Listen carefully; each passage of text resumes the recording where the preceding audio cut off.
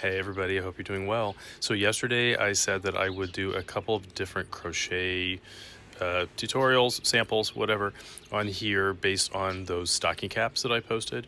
So the first one I'm going to do is I want to show you how I do the stocking cap that my mom always made. She made the stocking cap while she sat and watched TV. She would just crank them out and donate them like I just did.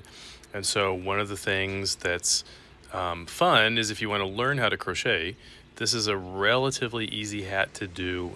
You don't really have to follow a really specific pattern. There's just some stitches that you need to know and how to put it together at the end. But let me show you how I do this hat. I'm going to do it in some increments. So this is the first video of several. This one is how you get started. And then once I show you how you get started, I'll do a second video on how you end it. I'll probably do that video in the next couple days because I'm gonna sew as soon as I do this. But let me show you how this works. What you need to know is you need to know how to do chaining, you need to know how to do single crochet, and you need to know how to do single crochet in the back loop. So let me show you. So for this sample, I am going to be using a loops and threads that I got at Michael's. It calls for an I hook. I'm going to use an H hook because I want it to be a little bit tighter. So what my mom always said was for adults and for kids, she would do roughly the same length because she said the kids will grow into it. You want a tail. This is kind of long, but it's fine. But you want a tail because you're going to weave it in when you get done. And then you're going to make chain of 45. 1, 2, 3, 4, 5. So you're going to chain 45. So now I have my 45 chains. What you're going to do is, since this is a single crochet, you're going to go into not this one because this is connected to your chain on the hook. You're going to go into the first chain and you're going to do a single crochet. Then you're going to keep going each chain along here and you're going to do a single crochet. I decided to do this outside today because it's just so nice and beautiful. Birds are singing, there's all kinds of activity, it's sunny, it's about 62 degrees. I was gonna sew, but I am gonna do this video really quickly and then I'm gonna go in and work on a sewing project. So you're gonna go all the way up to, and you're gonna stop 5 chains from the end. So I'm gonna do that right now.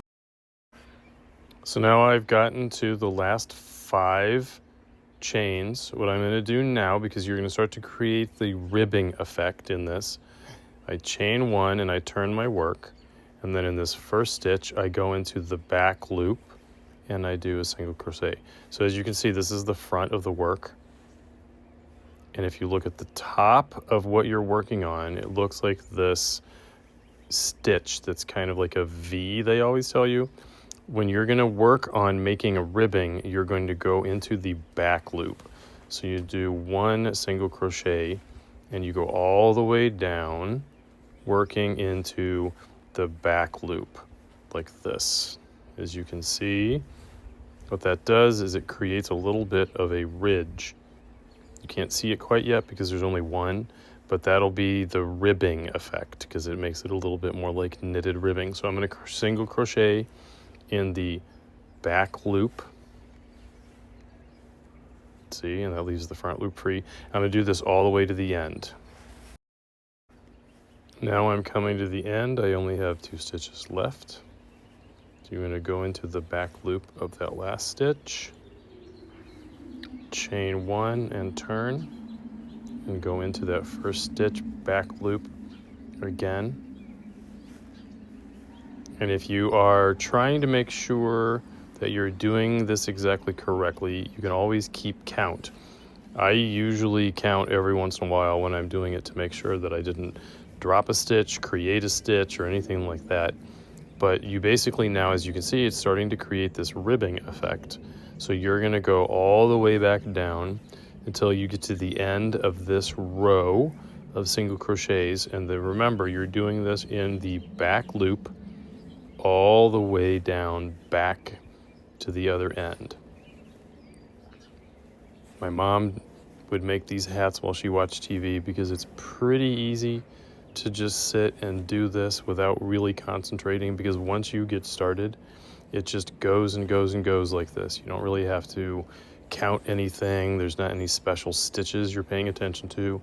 You're just basically doing single crochets in the back loop. So now I'm going to do it all the way down to here, and I'll show you what we do when we get to this end. So as you see, I'm now coming to the end of that row. You're going to do one more in the back loop of this last stitch.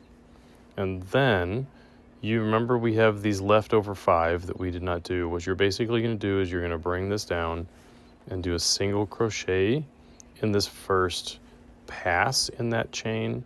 And what that's doing is it's shaping the crown of your hat. There's a lot of patterns that I've seen out there that don't really have this shaped effect, because now you can see the ridge and you see it's coming in here at the top. This is where the crown is. And a lot of patterns will have you just do this and fold it in half and cinch this up. This leaves a lot of bunch up here at the top. I don't really love that, but now you're going to do the same thing you did. You chain 1, sorry, and then you do a single crochet in the back loop all the way back to the other end. So you can see that I created this beautiful chain on the top here, which you can find very easily the back stitch when you look. So I'm going to do that. I'm going to go in single crochet in the back loop all the way to the end here, and then we'll come back. So now I'm coming to the end of that row, and this is where you start to do this repeat. That is the easy repeat all the time. So now I got to the end of the row. Chain 1, turn your work. That very first stitch, as you can see, it's the very first stitch. I'm doing a single crochet in the back loop again. And what I'm going to do now is, just like you did the very first time, you are going to go all the way up to the end and stop 5 stitches from the end. 1, 2, 3, 4, 5. So you're going to go into this here, and you're going to stop and leave these 5 stitches unworked. So I'm going to do that now, and when I come back, I'll show you what else to do.